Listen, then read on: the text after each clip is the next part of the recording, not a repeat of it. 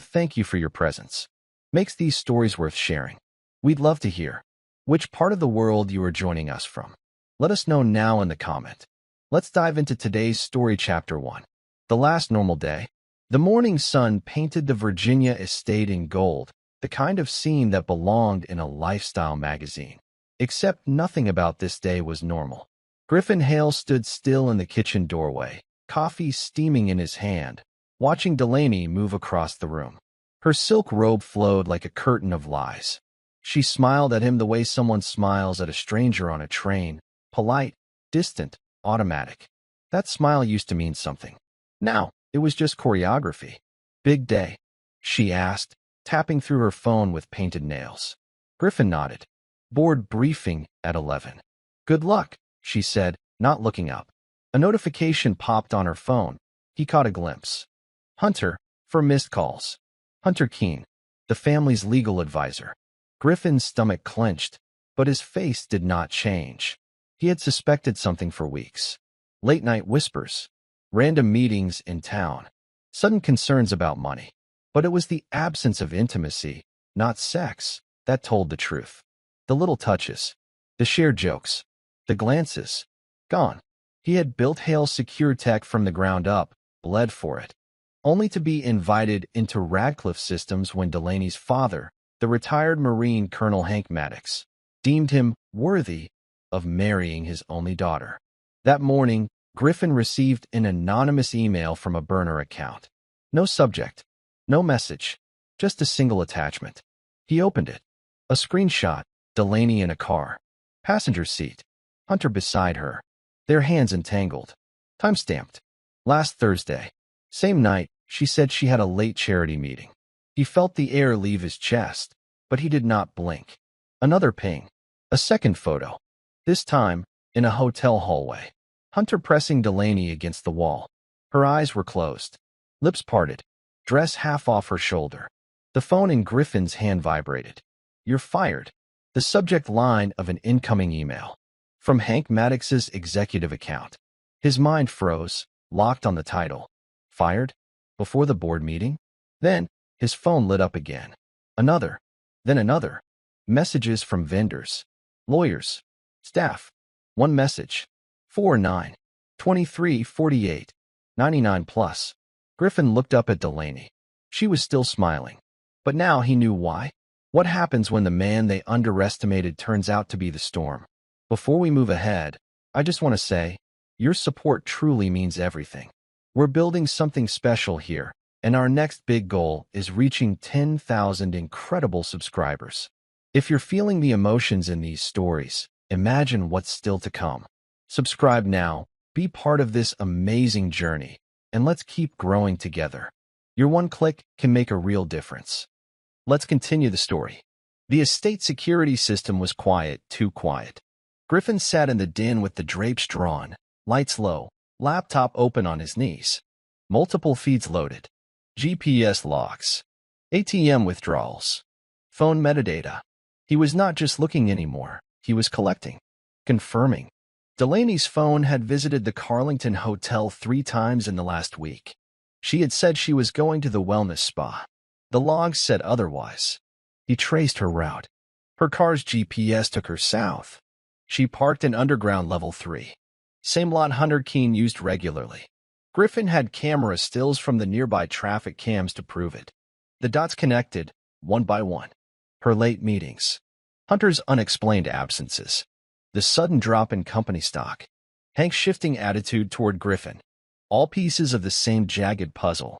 On one of the audio recordings, Delaney whispered, "He still has no idea." Hunter's voice replied, "That is why it works." Griffin replayed it 5 times. He should have been furious.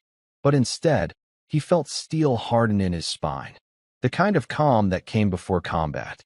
He opened a file he had buried years ago, Project Meridian. It had been dormant since his last black-level government assignment. Inside were protocols, backdoors, asset lists, identities, untraceable ones. He sent a single ping to one of them. Ready. Reply standing by. A second command. Target. Radcliffe. Timeline. Immediate. His hand hovered over the mouse before clicking send. He took a deep breath, his eyes never leaving the family photo on the shelf.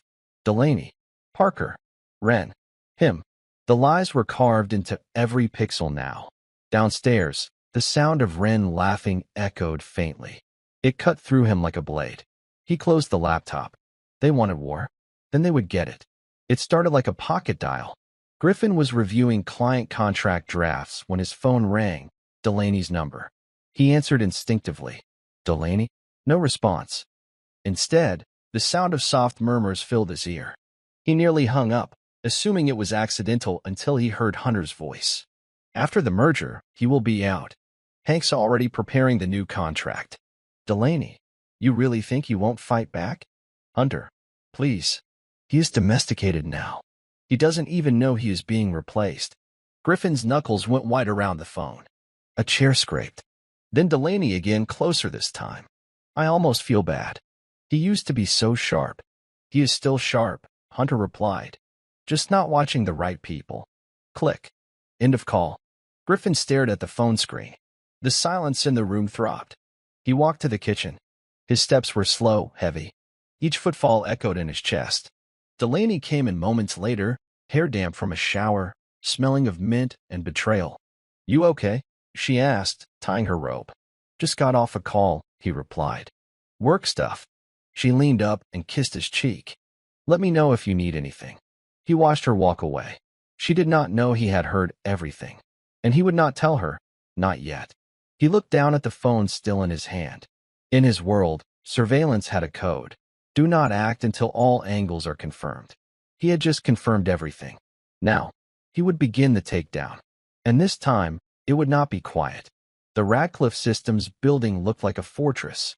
Griffin had walked through those revolving glass doors for 6 years. Always unnoticed, always underestimated. That ended today. The conference room buzzed with tension. Hank Maddox sat at the head of the table, arms crossed, sleeves rolled halfway up his thick forearms. The ex-Marine's gaze cut through the room like a searchlight. Everything about him screamed control, dominance, power. Next to him, Hunter Keene reviewed a portfolio, cool and smug. Delaney sat at the far end of the glass wall, pretending to be absorbed in her phone. Griffin stepped in. Everyone paused. Griffin, Hank said without looking up, we will keep this short. No greeting. No handshake. Hunter chuckled softly and closed his folder. Hank finally looked up. Effective immediately, you are being relieved of your role as security director for Radcliffe Systems. Griffin blinked, pretending surprise. Why? Your contracts are being reevaluated. Your performance has plateaued, Hank said. It is nothing personal. It feels personal. Then you are more emotional than you looked on paper. Hunter grinned. Delaney said nothing. Griffin nodded. So that is it. That is it, Hank replied. Security will escort you out. But Griffin did not flinch. Instead, he leaned in, voice steady. You should be very careful about firing the man who built your digital walls. Silence. I know where your firewalls are weakest. I know what you hide behind them.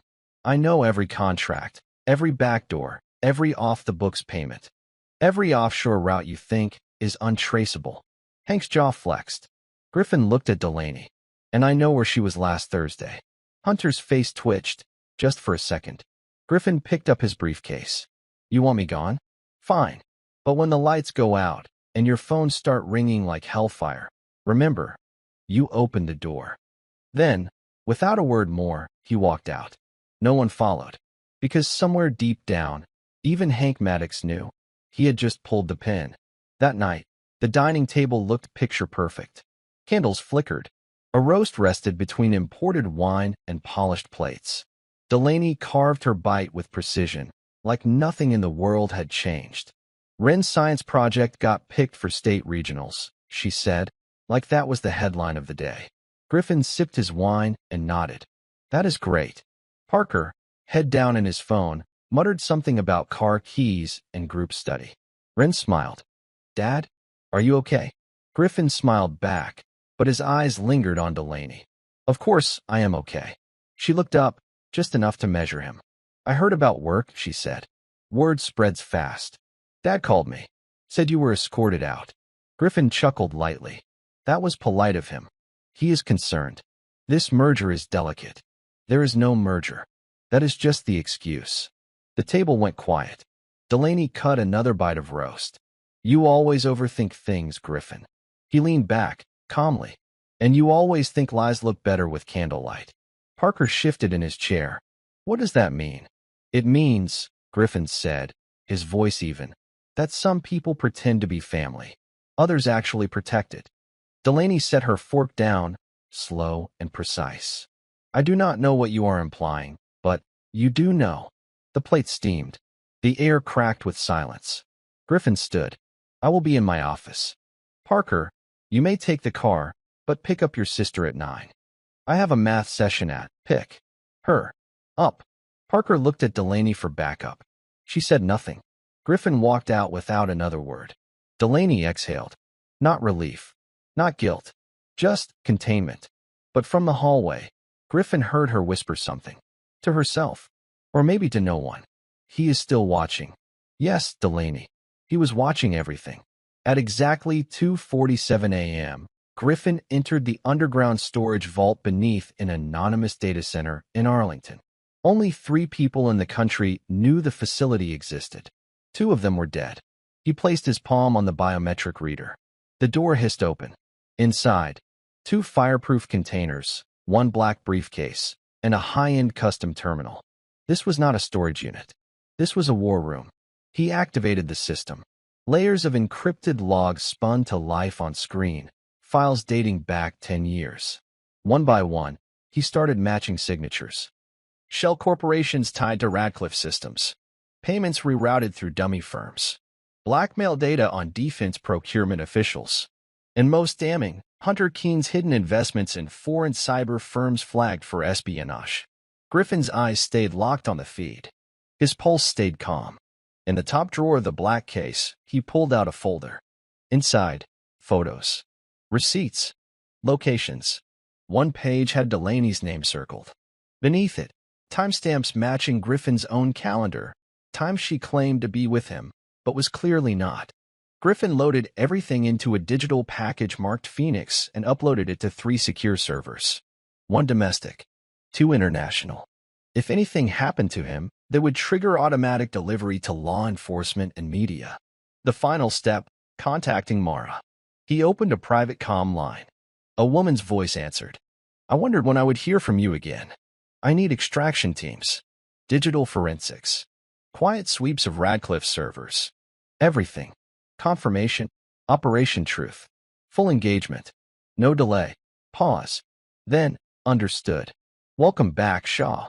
He hung up and stared at the blinking cursor. This was no longer about a cheating wife. This was about dismantling an empire that used him as its shield. And now, the shield had become the sword. The first time Griffin held Parker, the nurse said, He has your eyes. That was 17 years ago. Now, standing in front of the bathroom mirror, Griffin stared into those same eyes. Except they were not Parker's. Not biologically. Not genetically. Not even close. The DNA report had arrived 3 days earlier. He had waited. Reread it. Cross-referenced the lab. Tested Ren's sample too. Then a second lab. Results identical. Neither child was his. He stood frozen, not out of shock anymore, but from the weight of memory. Every scraped knee he had bandaged. Every late-night science fair project. Every whispered bedtime promise. All of it, real to him, but a lie to them. Delaney had never hesitated. Never confessed. She had orchestrated the illusion with clinical precision. Griffin realized now, the woman he thought he married had never truly existed. The door creaked open behind him. Ren, are you okay? She asked softly, rubbing sleep from her eyes. Griffin turned. Could not sleep. Me neither. Parker was yelling on the phone again. With who? I think Grandpa. Something about locking it down before Monday. Griffin knelt beside her. You know I love you, right? Her face twisted slightly. Why are you saying it like that? He paused. Just reminding you. Ren hugged him. For a moment, Griffin forgot the bloodlines. The files. The betrayal. But only for a moment. As she returned to bed, he stared at his reflection again. Maybe the blood was never the point. But what they did with his trust, that was. And now, someone had to answer for that. The Hale estate had been wired for sound long before Griffin ever moved in. It started as a security precaution, a private home system disguised as ambient lighting fixtures. Then it became something more. Now, it was the one thing Delaney had never noticed, because it had always just been there. Griffin sat in his office, reviewing archived audio. The files were named by timestamps, each one marked by room and duration. Then he hit one from the master bedroom. The voices were clear. Delaney, he suspects nothing. Hunter, we will keep it that way until the asset is signed. After that, Griffin becomes expendable. Delaney, I told you he will not fight back. He is too moral, too tame now. Hunter laughed. Then we should thank him for building the perfect system to cover our tracks. Griffin paused the recording. His pulse did not spike. His breath did not change. He just sat there still. Then he reached into the bottom drawer and pulled out a second flash drive. Not for law enforcement. This one was personal. He copied the audio files. Then, one by one, attached them to contacts, media journalists, federal auditors, and a quiet ally inside the Office of Inspector General. Each one labeled anonymously. He left the last copy for Hank Maddox. The man loved being in control, so Griffin wanted him to hear exactly how much he had lost it. At dawn, he walked through the halls of his home, every echo now filled with context. Every laugh in the kitchen, every argument in the hall, every whispered lie in the dark. All of it, finally, had a voice. 2 weeks. That was the window Griffin had set. In military terms, it was called a pre-ignition phase, the calm before the engineered collapse. Griffin reviewed the chain. First, financial evidence tied to shell companies. Then, network infiltration into Radcliffe's email servers. Next, exposing Hunter's offshore connections. And finally, the personal, leaks designed not to destroy careers, but reputations. At 3 p.m., Griffin met Mara Koval in a shaded park near the Potomac. She arrived exactly on time, in neutral clothes, no tech, no trace. You are pushing full scale, she said without greeting. I want everything ready. Monday, 10 a.m. board meeting. And afterward, the real game begins. She handed him a secure phone. This has the hard line to Bishop. Physical teams are deployed. Extraction routes mapped. When you say go, he hits. Griffin pocketed the phone. Mara studied him. You seem steady. I am beyond rage now, Griffin said. That is why I will win. Back at the estate, Griffin saw Parker's car pull in. He watched through the blinds. Parker and Delaney exited, both in mid-conversation. She was flustered. He was shaking his head. No, Mom, Parker snapped. You said Grandpa had this under control. Now my phone is being cloned. What does that even mean? Lower your voice, she hissed. Griffin watched them move inside. It was happening. The walls were closing in, and none of them knew who had opened the door. Upstairs, Griffin opened a drawer and pulled out a small silver pin. A gift from Hank Maddox years ago, engraved with 3 words. Trust, honor, legacy. Griffin dropped it into the trash. Then he picked up the secure phone. 1 word. Ready. The reply flashed seconds later. We are in position. Radcliffe Systems, Monday morning. 9:56 a.m. Griffin Hale stood outside the executive boardroom, his briefcase in one hand, his thoughts organized with military precision. Across the glass wall, he saw them all seated, the powerful, the proud, the soon-to-be exposed. Inside, Hank Maddox paced like a general preparing for a battle he thought he had already won. Delaney sat near the back, flawlessly styled in a blazer she had not worn in years. Hunter Keene leaned forward, elbows on the polished table, reviewing notes he would never get to use. Griffin walked in at exactly 10 a.m. The room quieted. Hank gestured to the seat at the far end. Griffin, we appreciate you joining us, even if your position has been phased out. The dig was deliberate. Griffin smiled, happy to brief the board. He replied, placing sealed folders in front of each member. What is this? One of the directors asked. My final security report. Please do not open until I say. Hunter cleared his throat. We would prefer a condensed overview. You were brought in for external threat analysis, not internal drama. Griffin's tone shifted. Today, the threat is internal. He clicked the remote. A diagram appeared. Lines, transfers, corporate shells. For 7 years, Radcliffe Systems has unknowingly served as a laundering front for illegal assets. Funds were funneled through subsidiaries using my firm's infrastructure, without my knowledge. The room erupted in confused murmurs. Delaney looked up. Hank slammed his fist. You are accusing this board of what exactly? Griffin tapped again. A list of entities appeared. Names redacted, but linked to known violations of international finance law. I am not accusing. I am proving. He pointed at each folder. Inside, paper trails, recorded conversations, financial breakdowns. All of it cross-verified. Silence. Hunter's face lost color. Griffin stepped back from the screen. This meeting is being monitored by federal agents. Simultaneously, raids are happening at Radcliffe locations across 3 states. Someone's phone buzzed. Then another. And another. Notifications exploded across the table. Hank's face went pale as he stared at his screen. 99 plus calls. Dozens of alerts. Legal flags. System breaches. Griffin buttoned his coat. Now, gentlemen, this is what I call security exposure. The boardroom turned into a storm. Phone screens lit up with red alerts. Some members reached for their bags. Others yelled over one another, demanding answers. Hank Maddox remained frozen, eyes locked on his device. Then, slowly, he raised his head. You bastard. Language, Griffin said flatly. We are still in a professional setting. Hank stood, fists clenched. You came into my house, my family, my company, and you bring it down from the inside. Griffin remained calm. That is what happens when you build power on lies. Eventually, someone tells the truth. Hunter tried to speak. Griffin cut him off. I would not.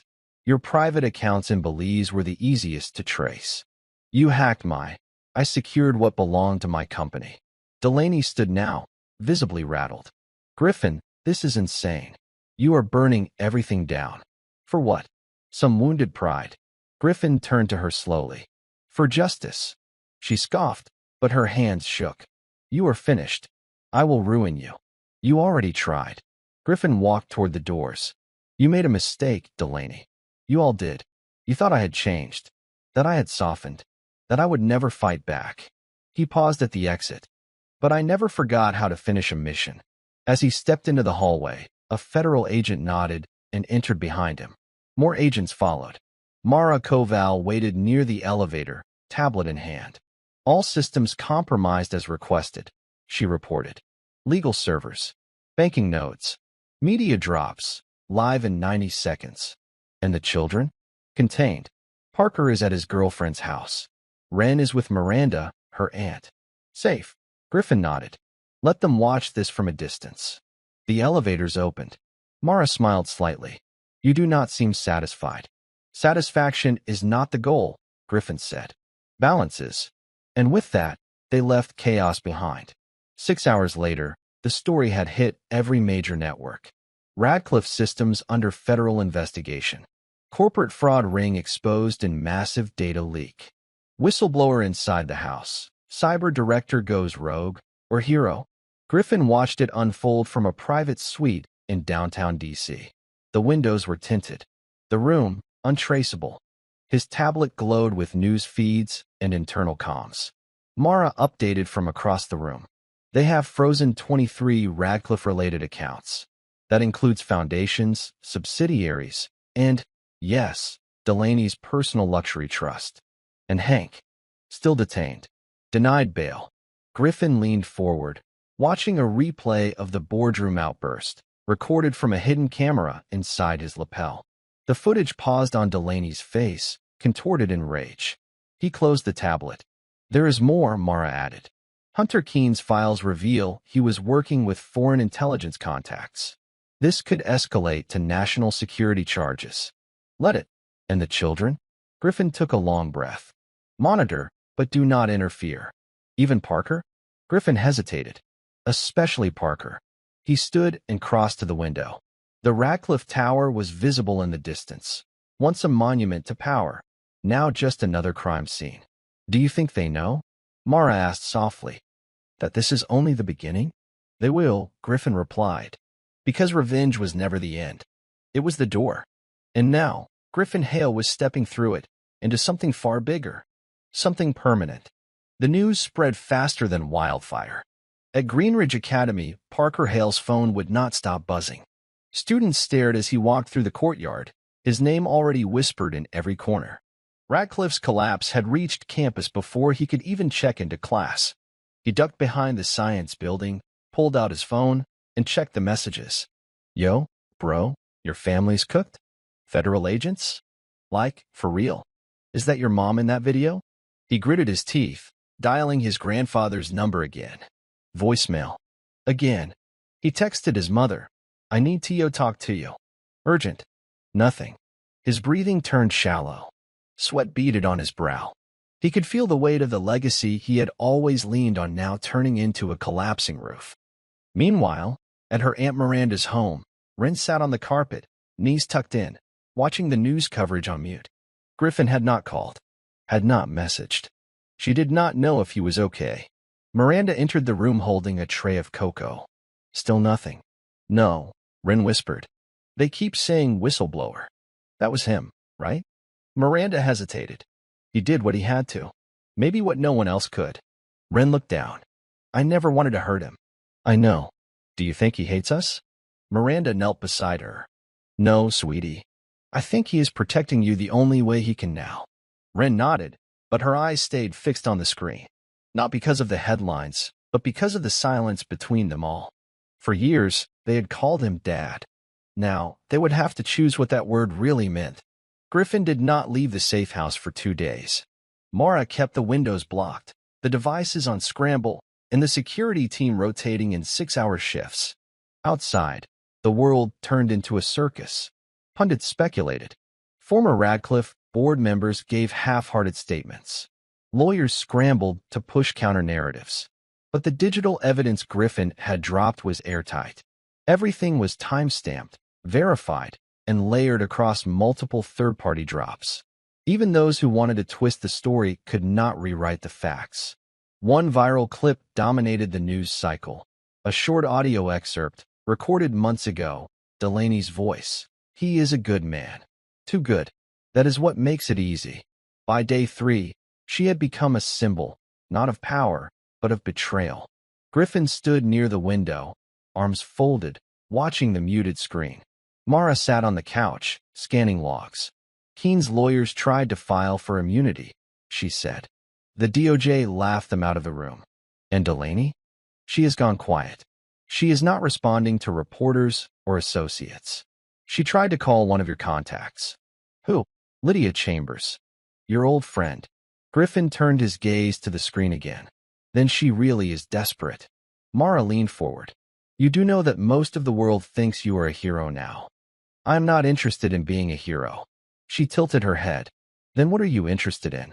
Griffin did not answer. Instead, he walked to the wall, pulled a map down, and stared at the red-marked nodes. This is not about Delaney anymore. It never really was. Radcliffe was just the first. Mara smiled faintly. You are building something bigger. No, Griffin replied. I am building something better. Hunter Keene's townhouse in Arlington was dark by the time federal agents arrived. The SUV pulled up. 2 men in plain clothes stepped out, flashing credentials before heading to the door.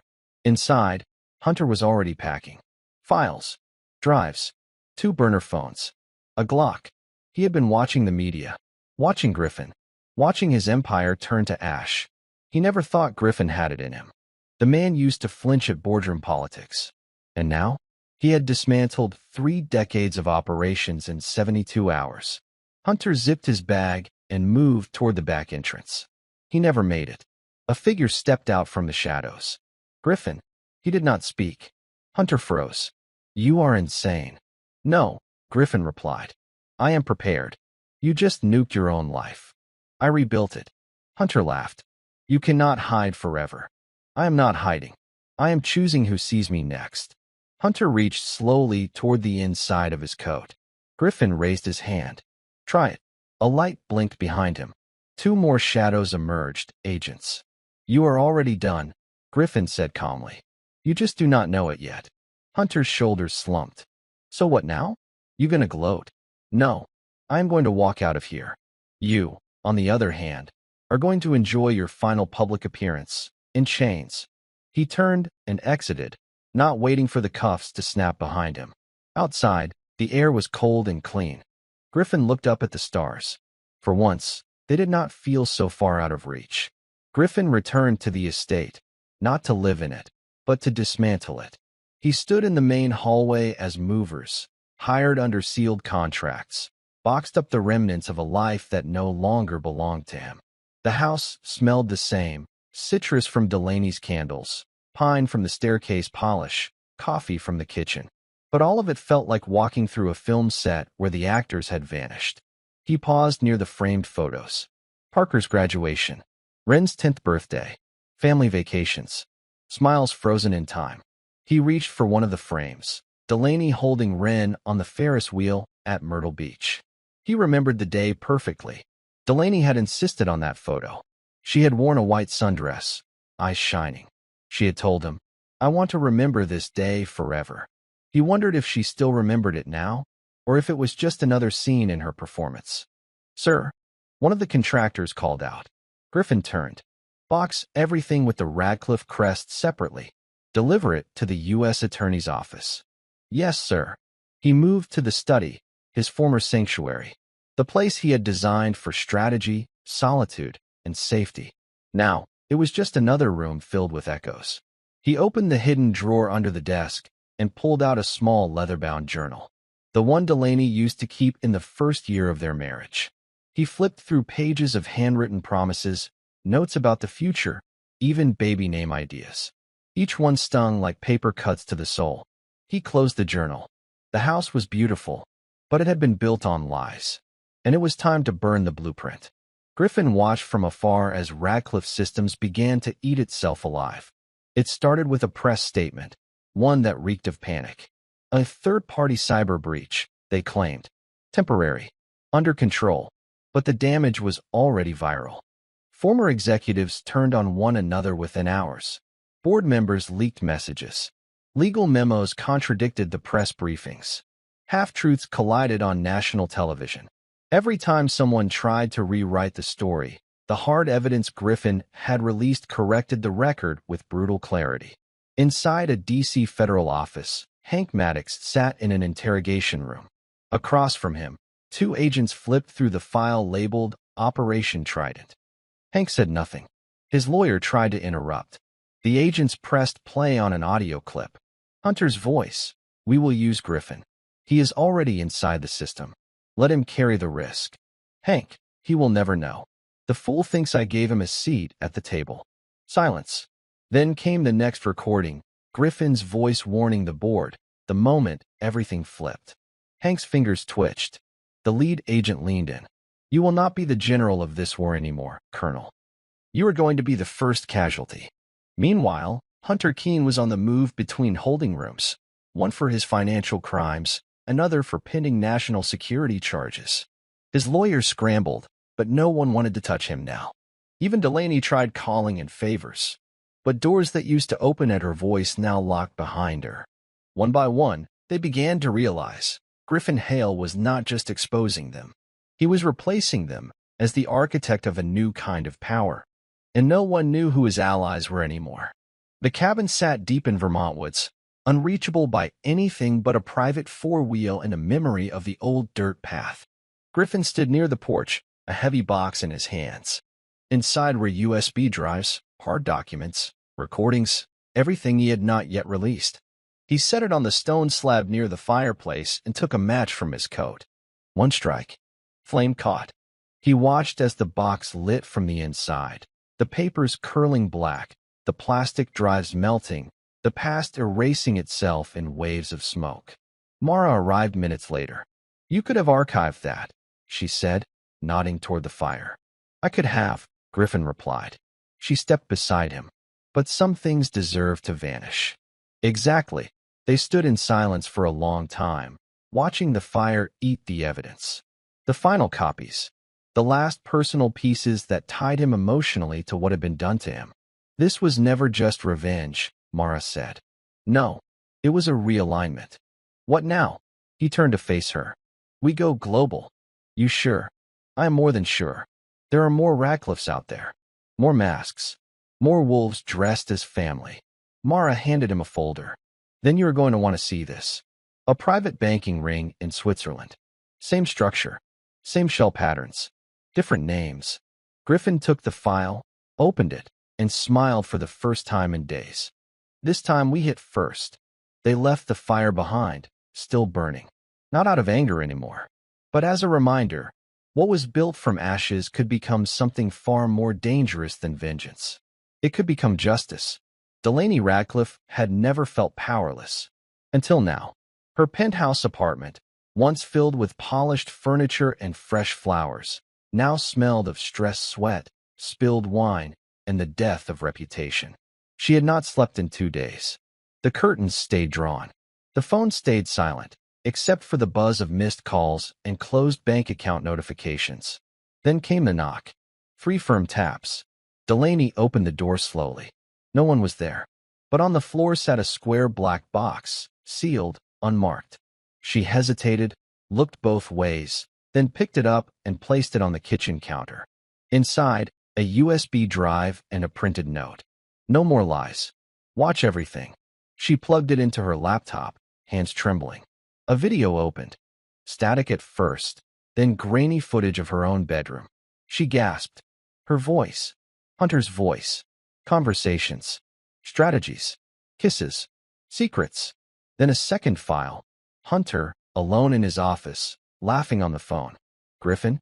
Please. The man is a glorified bodyguard in a suit. Her breath caught. Another file. This time, her and Hank, 2 years ago. Let him keep thinking he is building something, Hank said. The harder he works, the more useful he becomes. The screen went black. Then one final file autoplayed. Griffin's voice, recorded just days ago. Everything they built came from my silence. So now I speak. Delaney slammed the laptop shut. The walls were closing in. The truth was no longer creeping. It was kicking down the door. At 3:14 a.m., Parker Hale stood barefoot in his girlfriend Blake's driveway, staring at the hood of her SUV as if it could explain what had just happened. His phone, earlier filled with sports scores and memes, now pinged with footage. Footage of his mother, of Hunter, of conversations he had been told never existed. He had defended her, fought for her, lied for her, and now he was just a disposable piece in a story far bigger than he ever understood. Blake came outside, arms crossed, robe tight. Parker, you okay? He shook his head. He knew. My dad, he knew everything. Are you talking about those videos? He looked at her. He raised me. He was there for every moment of my life. And I betrayed him. Blake walked closer. You didn't know. I should have known. No. They used you. Like they used him. Parker exhaled, sinking to the curb. I thought I was protecting Mom. I thought Grandpa was the good guy. They told me Dad was paranoid, dangerous. They said he was unstable. But you're starting to see the truth now. He nodded slowly. His phone buzzed again. Another clip, this time of his grandfather talking strategy with Federal Evasion Consultants. His thumb hovered over the delete button, then stopped. Instead, he hit forward to the same journalist his father's files had reached. Then he stared at the sky. Because for the first time in years, Parker Hale was no longer loyal to the Radcliffe name. He was loyal to the truth. Wren had not left her aunt's house since the scandal broke, except to walk quietly through the forest trails behind the property. It was the only place where the noise of the world could not reach her. She sat under a tall maple tree, legs crossed, holding a photo of her and Griffin, taken when she was 6. He had been swinging her around the yard, both of them laughing. The photo had always been her favorite, and now it hurt to look at. Miranda found her there, walking carefully along the path. Thought you might be here. Wren said nothing. Miranda sat down beside her, pulling her coat tighter. He has not contacted you, has he? No, he is trying to protect you. I know. They sat quietly. Wren finally spoke. Did he know we were not his? Miranda hesitated. Yes. And he stayed anyway? Yes. Ren blinked quickly. Why would someone do that? Miranda looked straight ahead. Because love is not always about blood. It is about choice. Ren swallowed the lump in her throat. I helped lie to him. I told Mom where he went. I said I did not know anything. You were a kid. They used you. But he still raised me. Miranda nodded. And I think, deep down, he still loves you. Ren looked up at the sky. Do you think I will ever see him again? Miranda took a long breath. I think, when the time is right, he will show up. But not for revenge. Not for drama. Then why? Miranda smiled faintly. Because fathers show up. Especially the real ones.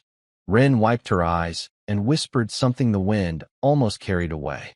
Come back, Dad. The snow fell in slow drifts outside the private Zurich residence, where Griffin Hale had set up temporary operations. He stood before a high-resolution screen, arms crossed, as Bishop, his former intelligence contact and now silent partner, zoomed into a financial diagram. Confirming what you suspected, Bishop said. Radcliffe was not the root, just a branch. The money was flowing through them, but the real core was international. Griffin narrowed his eyes. Show me. Bishop pulled up a name, Aegis Holdings. Parent company to Radcliffe's offshore shell firms, Bishop explained. But Aegis Holdings is just another mask. Behind it, another clique. Blackville Group. Griffin leaned forward. That's not possible. Blackville is a defense contractor. Government-backed. Exactly. But that's the beauty of it. Griffin, you did not just tear down a corrupt family. Bishop looked him dead in the eye. You just cracked open a global laundering network that uses families like Radcliffe as frontmen. Griffin exhaled slowly. This was bigger. Much bigger. Why now, he asked. Bishop shrugged. You forced their hand. Your leak exposed a fracture. Now they're scrambling. Griffin turned to the screen. Who else knows about this? Just us, and maybe one more. Griffin's pulse ticked up. Who? Bishop brought up a third name. Verity Rourke. International financial auditor. Ex-Intel. Currently missing. Last seen 2 weeks ago in Munich after contacting a source, coded under your old alias. Griffin stepped back. She reached out to Phoenix, he muttered. Yes. And then she vanished. Griffin's voice sharpened. We find her. Because now he understood. This was no longer about exposing a lie. It was about dismantling a system. And somewhere inside that system, a woman who knew the truth had gone silent. Verity Rourke had not slept in 48 hours. She moved like a ghost through the cramped safe house on the outskirts of Prague, bare walls, no windows, and a flickering bulb that hummed louder than her thoughts. Her laptop battery blinked red. The last file she had decrypted was still open, a contract signed under Blackville Group, tracing payments through shell layers that led directly back to U.S. defense expenditures. She had tried to reach her contact, the one they said no longer existed. Phoenix. The encryption failed twice. Then someone cut the line entirely. She had been running since. A knock rattled the door. She froze, reaching under the sink for the small pistol she kept taped to the underside. Another knock. Louder. Verity, a voice called. Male. Calm. Controlled. This is Hale. Griffin Hale. I know what you found. Her grip loosened. She inched toward the door, heart hammering. Prove it. A pause. Then, you decrypted line 9. You traced shell account B31 through 3 nations. And you flagged something others missed. One transaction with a fake hospital foundation in Montenegro. Silence. Then the door clicked open. Verity's eyes met Griffin's. They were older than the photos, but sharper, angrier, focused. You are real, she whispered. And you are still alive. That's what matters. She stepped aside to let him in. Her voice trembled. You don't know what you've uncovered. I know enough to be here, Griffin replied. Verity handed him the drive. This is not just about money laundering. These people fund global manipulation, elections, energy control, social unrest. Radcliffe was one of hundreds. Griffin pocketed the drive. Then it's time they learn what happens when one ghost starts a fire.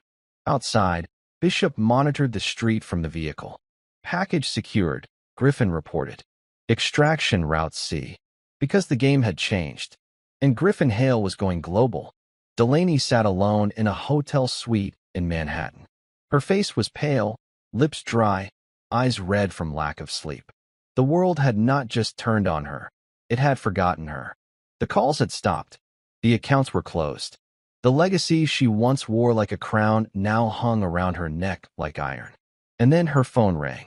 She stared at it. Unknown caller. She answered. A pause. Then a voice she knew too well. Delaney. Her throat caught.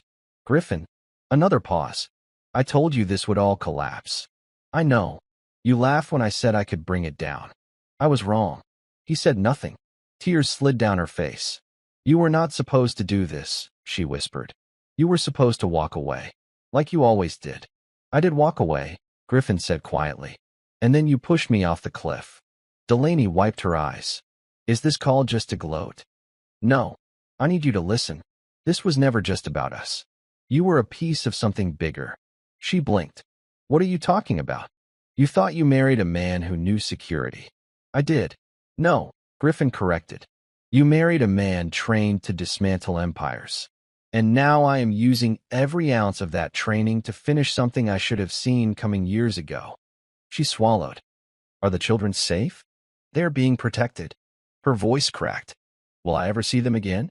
That depends, Griffin replied, on whether you disappear quietly or keep trying to claw back a throne made of lies. And just like that, the line went dead. Delaney stared at the blank screen. For the first time in her life, she had no one left to lie to. The Berlin airport buzzed with late-night travelers, but Griffin's eyes were locked on a single figure moving too smoothly through the chaos. Verity Rourke walked a step ahead of him, her hoodie up, a scarf wrapped around her neck. Griffin followed at an angle, not too close. Their contact had already been noticed once. This time, it had to be invisible. Second terminal, gate transfer hall. She is being watched, Bishop said through the comms. Two tales. One fake tourist, one airport worker. Possible contractors. Confirmed, Griffin replied calmly.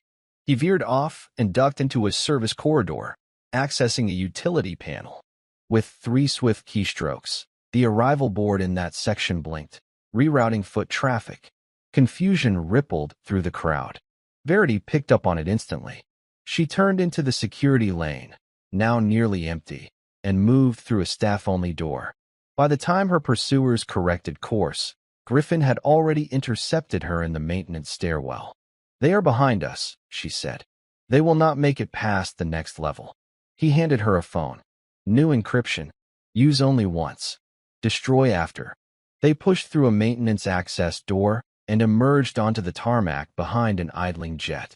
A man stepped out of the shadows. Bishop. We are clean, he said. Move. Within minutes, they were airborne, Berlin behind them. Griffin sat across from Verity, his voice quiet. They were not trying to kill you. Yet. Then what? They were tracing you. To me. Verity leaned back in her seat. Then we are both dead if we slow down. Griffin looked out the window, the night sky endless around them. No. They're dead if we aim right. In a secure facility buried under layers of false registrations in Geneva, Griffin laid out the drive Verity had decrypted. The files were brutal in their scope. Blackveil Group was not just laundering money. They were influencing elections, controlling contracts, and weaponizing data across 7 nations. And at the center of it all was a name Griffin did not expect to see. Lydia Chambers, former Radcliffe Foundation director, once Delaney's closest friend, supposedly disconnected. Mara leaned over the screen. We thought she distanced herself when the scandal hit. She didn't, Griffin said. She relocated. And she changed her role. He tapped the screen again. Her signature is embedded in asset recovery documents tied to Blackveil's European division. She is the internal architect. Bishop cursed under his breath. That woman orchestrated Radcliffe's private charities. We never thought she was core-level dirty. She was playing innocent while holding the detonator, Griffin said. Verity added, she's their failsafe. When exposure gets too close, she triggers legal mazes that bury the truth for years. Griffin leaned forward, fire returning to his eyes. Then we flip her. Bishop raised an eyebrow. How? We do what they never expect, Griffin said. We go public, with her name, her past, and her current signature on classified Blackveil files. Mara hesitated. She'll run. Or vanish. Griffin smiled coldly. She will try. He stood and pulled up an archived video of Lydia on a Radcliffe panel, talking about transparency. She buried me once, he said. Let's return the favor. And just like that, the next operation began. Because to destroy the system, you had to dismantle the ones who designed it. Lydia Chambers always prided herself on being 2 steps ahead. At 52, she still dressed in tailored suits, sat on advisory boards, and flew private jets to speak about philanthropy and financial ethics. But this morning, as she walked into the Zurich conference hall, she felt eyes following her. Not admirers, observers. She adjusted her pearl earrings and stepped into the spotlight. The moderator introduced her with praise, then paused. A screen behind her flickered. Unexpected file playing. The audience turned, and Lydia's smile froze. A file labeled Chambers Protocol Blackveil/Zurich Access. First, voice recordings, her own voice, calmly discussing shell accounts, asset redirection, laundering protocols. Then emails, screenshots, documents signed by her. Someone in the audience gasped. The press, seated near the front, began recording. Lydia's hands clenched at her sides. She turned slowly and saw a man in the last row, arms folded. Griffin Hale. She blinked. Then, the feed cut to black. Just 4 words on screen. The face of control. Security moved toward Lydia. Her voice cracked as she spoke. This is a mistake. This was edited. I demand to speak. Griffin rose and walked out before she could finish. Outside, Mara met him at the car. It's done. Press packets deployed. Interpol already received 3 anonymous bundles with authentication logs. Good, Griffin said. She'll try to counterspin. She's already spinning, he replied. But this time, the ground beneath her is glass. And it was cracking. Lydia Chambers disappeared the same day the video aired. Interpol issued a soft hold, but her contacts had already begun to shut doors before the agents even knocked. Her name hit international news. Her emails went dead. Half the organizations she chaired dropped her overnight. And behind the curtain, Griffin's quiet war escalated. Inside a soundproof room in the Geneva Ops Center, Griffin watched financial markets react in real time. Blackveil's offshore assets froze. Banks began to investigate themselves. Stockholders demanded answers. The name, Chambers, trended online, right next to Griffin's codename, Phoenix. Bishop leaned over his shoulder. She's gone quiet. She'll surface, Griffin replied. You sure? She has one weakness left, he said. Delaney? No, Griffin said without hesitation. Ren. Across the screen, an alert flashed.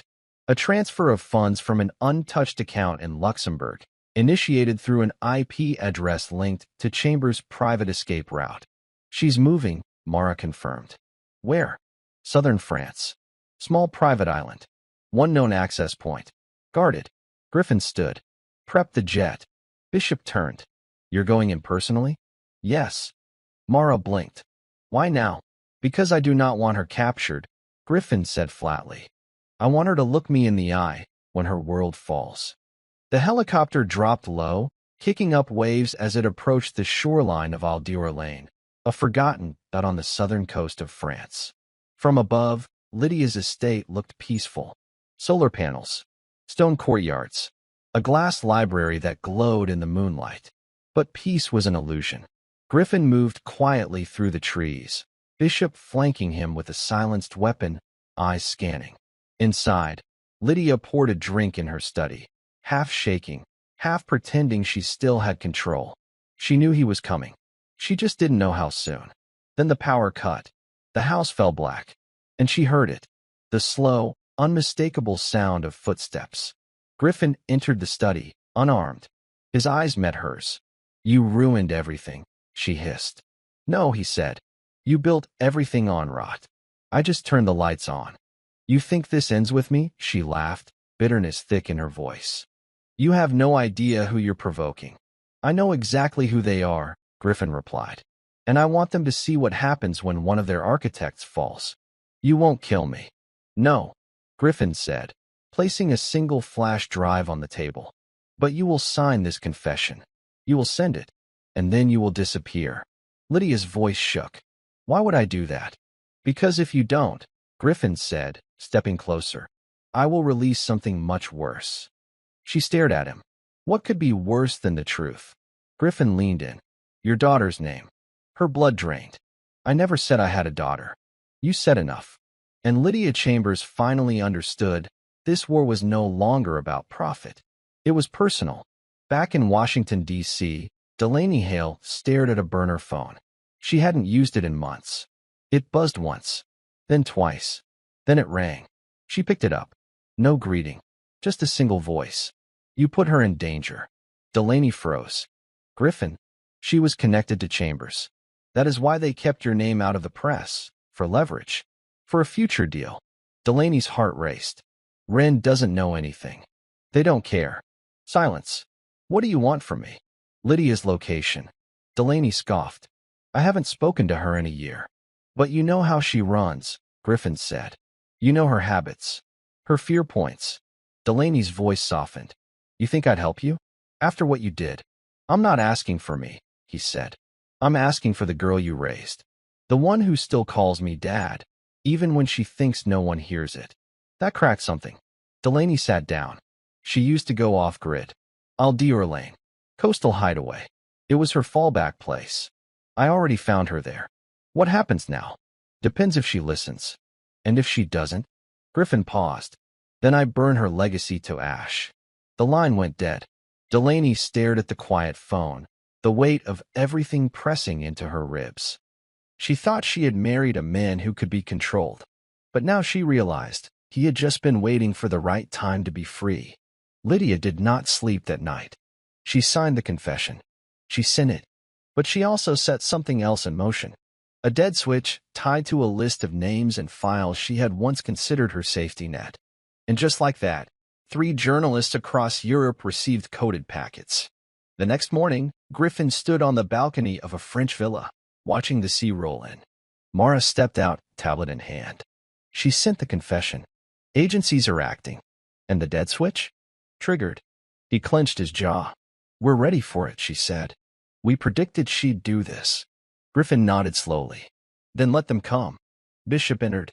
Interpol wants a meeting. Your presence. They want a statement? No, Bishop said, smirking. They want to offer you something. Griffin raised an eyebrow. What? Funding. Silence. Operational independence. They want Phoenix on their side. Mara's eyes narrowed. What did you say? I said he doesn't take orders, Bishop answered. He makes systems. Griffin's voice was calm. Tell them. I'll meet them. He turned toward the horizon. And I'll bring fire. Griffin stood alone in a private hotel suite in Vienna. The mirror reflected a man no longer haunted, but hardened. Sharper. Clear-eyed. His suit hung perfect. His expression? Unreadable. Behind him, Verity Rourke reviewed the final intel packet from Lydia's confession. Do you know what this is? She asked, holding up the last sealed document. Her ledger, Griffin replied. The one they thought was myth. It's real, and it names 10 families, each one a gatekeeper in this machine. Griffin turned from the mirror. Then we take the gate apart. Verity hesitated. This list includes political leaders, media owners, a sitting defense minister. I'm not asking for their heads, he said. Just their silence. She looked at him. That's not who you were. No, he agreed. But it's who I need to be, to protect what matters. Verity set the folder down. You're not chasing revenge anymore, are you? Griffin looked away. I'm chasing prevention. Outside, traffic moved like veins. The world was still spinning. But for Griffin Hale, time had slowed, and every second was a choice. And he was done letting others make his choices for him. Back in Connecticut, Parker sat on the edge of Miranda's couch, holding a news tablet. International syndicate dismantled. Whistleblower revealed as former Radcliffe director. Phoenix Protocol leads to mass financial seizure. Every headline screamed a truth Parker had once refused to see. Wren entered the room quietly. He did it. Parker nodded. Yeah, he really did. He burned it all. No, Parker said. He saved it. The parts worth saving. They sat in silence. A family broken, but not gone. Not yet. Then Parker said something he hadn't said in 2 years. I want to see him. Wren turned to him, eyes wide. Do you think he'd let us? Parker's throat tightened. I think he'd give us a chance. Outside, a car pulled up. Miranda walked in with an envelope. From Switzerland, she said. No name. Just a symbol. She handed it over. On the seal was a phoenix and a time. Zurich. 10 a.m. 3 days from now. Wren clutched the paper. Parker stood. They both knew. It was not just an invitation. It was forgiveness. Zurich. 3 days later. Griffin sat across from 3 international intelligence directors in a room lined with bulletproof glass and sealed access. They were polished. Well-fed. Dangerous.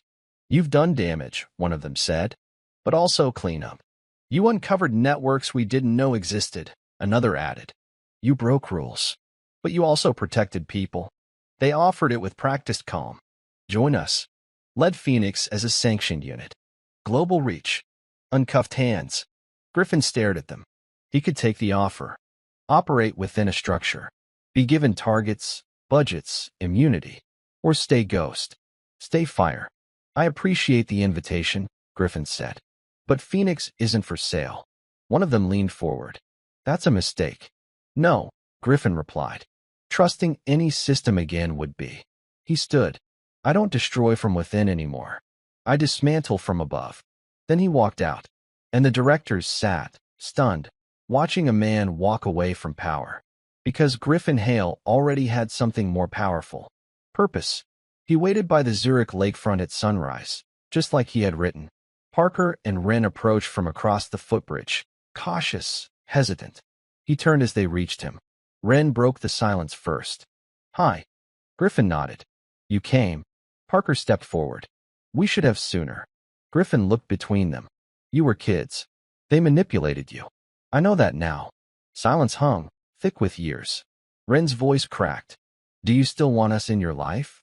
Griffin looked at her. I never stopped. They stepped forward, slowly, not as strangers, but as survivors of the same storm. Griffin opened his arms, not expecting them to move. But they did. And in that moment, no mission, no file, no enemy mattered more. Because the man who had lost everything had just been given back what mattered most. Lydia Chambers was extradited quietly. No cameras, no media, just a steel-plated van and an unmarked tarmac. She sat in the back, wrists uncuffed, lips tight, eyes darting like a cornered chess player waiting for her next move. Across from her sat Griffin. He said nothing. Neither did she. Not until the van rolled onto the private jet runway and the engines hummed low. Lydia spoke first. You think this ends with me? Griffin looked at her, calm. No, but it began with you. She scoffed. I kept the machine running. I did not build it. You gave it silence, he replied. That's worse than building it. Her voice trembled. What do you want? A confession? A final monologue? Some last words before I vanish? No, Griffin said. I want one thing. He handed her a tablet. On it was a name, Gideon Voss, the man who had founded the financial skeleton of Blackville, the one no one had touched. You knew him, Griffin said. You protected him. Now, you give me everything. Lydia's eyes narrowed. Why would I help you? Because this time, I am not walking away. And Lydia realized the truth. Griffin Hale was not there for revenge anymore. He was there for eradication. Mara, Bishop, and Verity stood in the Zurich war room. On the table, the final set of operations. Gideon Voss's holdings. Locations. Patterns. Hidden assets in 11 countries. We call this Phase 0, Griffin said, entering. Because when this hits, we reset the system. Verity adjusted the feed. We have 3 windows. But they'll close fast. Voss still has leverage. Not anymore, Bishop added. Lydia gave us the back door. Griffin nodded. Then we go now. Mara handed him a file. This will burn everything you built. Phoenix will vanish. You will be wanted again. Griffin looked at the file. I was never building Phoenix to last forever. Then what were you building? Verity asked. He met her eyes. Something better. A blueprint for what comes after us. The room went quiet. No bravado. No drama. Just a decision made by a man who had already lost everything and found purpose in the wreckage. The clock ticked. Begin the sequence, Griffin said. And the world shifted again. New York. Geneva. Hong Kong. Screens went black. Accounts froze. Officials scrambled. The Gideon Voss network, dormant for decades, lit up in panic. Servers crashed.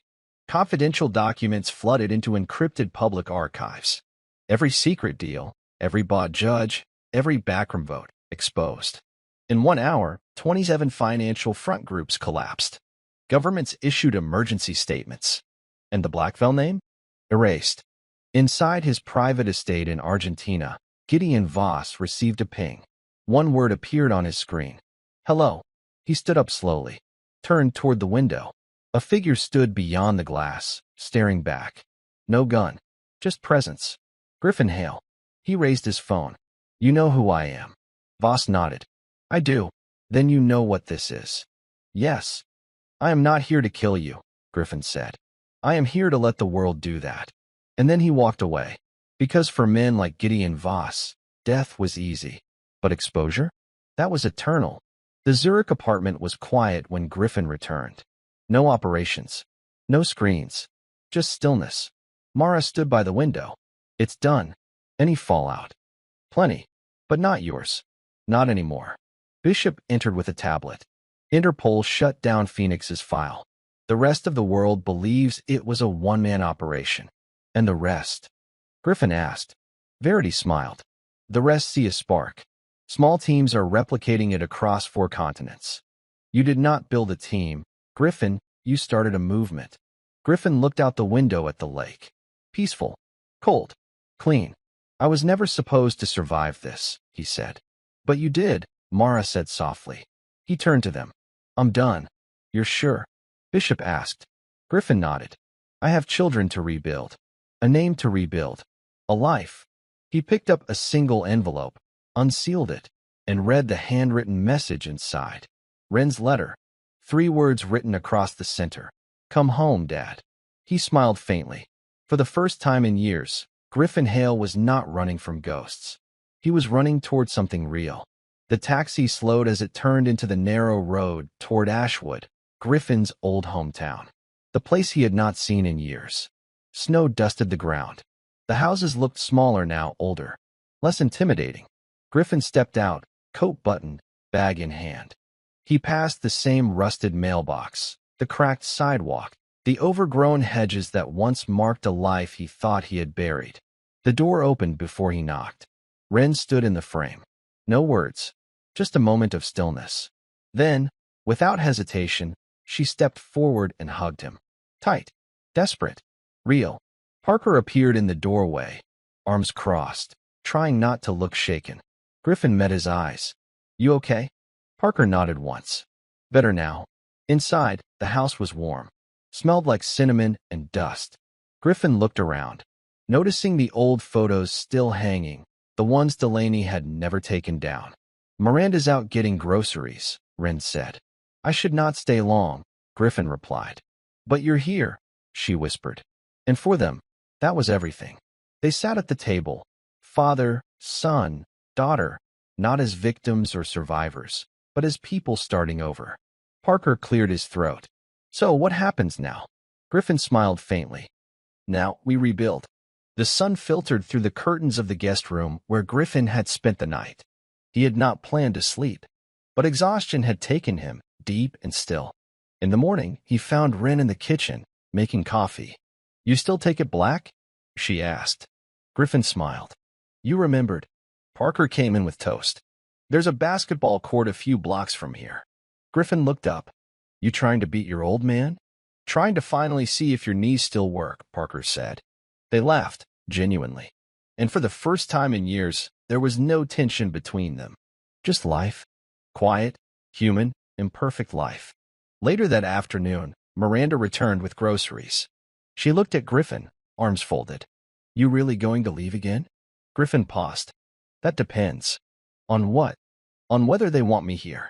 Wren reached for his hand. Parker said, "We didn't come all this way for a visit."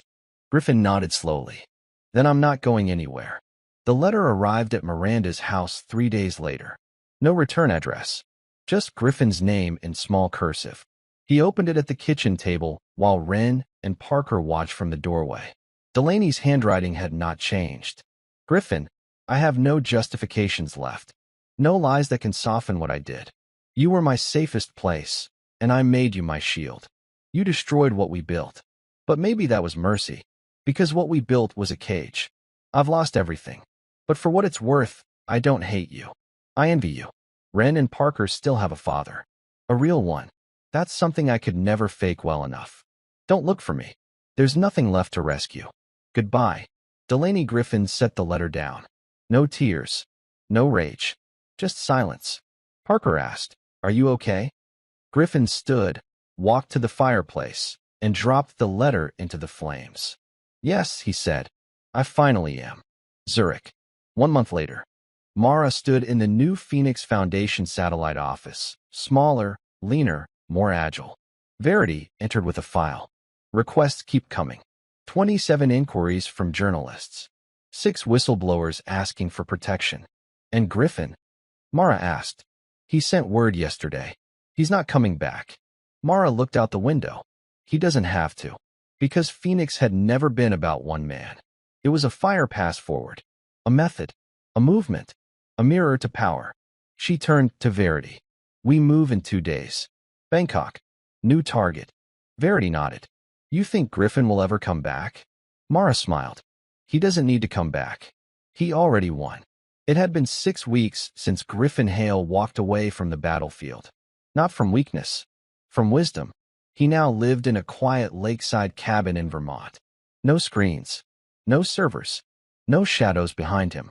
Just early mornings with coffee, soft frost on the windows, and the sound of Wren's laughter echoing from the backyard. She had stayed with him through the holidays. Parker visited on weekends. They cooked together. Talked late into the night. No more questions about the past. Only plans about the future. One morning, Griffin found Wren sitting at the dock, sketchbook in hand. He sat beside her, watching the still water. She finally asked, "Do you miss it?" "The fire. The mission. Phoenix. All of it." Griffin looked out across the lake. "I thought revenge would give me peace," he said. "But it only gave me silence." Wren looked at him. "And is silence enough?" "No," Griffin whispered. "But family is."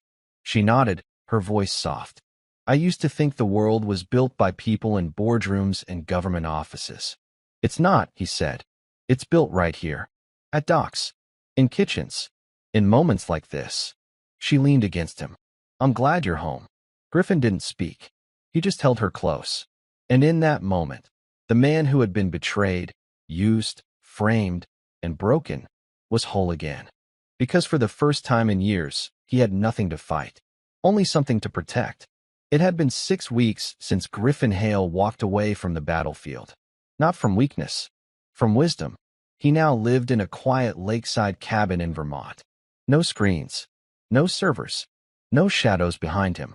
Just early mornings with coffee, soft frost on the windows, and the sound of Wren's laughter echoing from the backyard.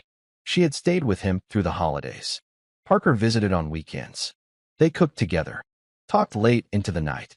No more questions about the past. Only plans about the future. One morning, Griffin found Wren sitting at the dock, sketchbook in hand. He sat beside her, watching the still water. She finally asked, "Do you miss it?" "The fire. The mission. Phoenix. All of it."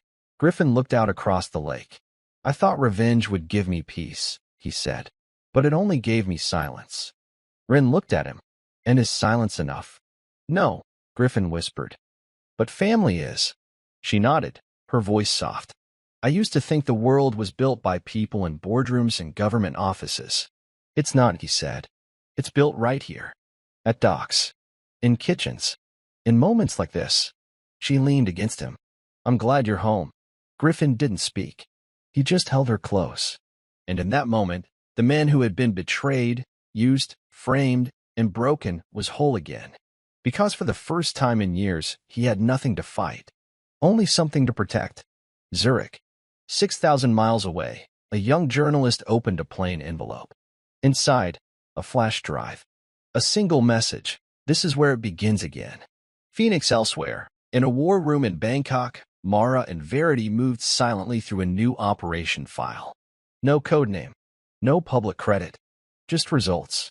Because the world did not need heroes in capes. It needed ghosts with honor. Meanwhile, in Vermont, Griffin sat on the back porch, a fire crackling beside him. Parker walked out, holding a college application. "You sure about this?"